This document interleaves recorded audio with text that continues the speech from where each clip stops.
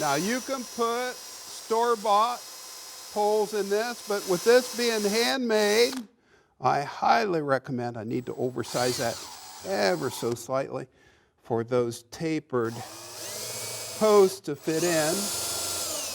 And that blue tape will allow me to not drill all the way through that drawer front. And let's see how this fits. And voila, I'll tap it home and ever so gently, like that. Do the same for the other. Then a bit more sanding and it's on to the finish. Looking really cool.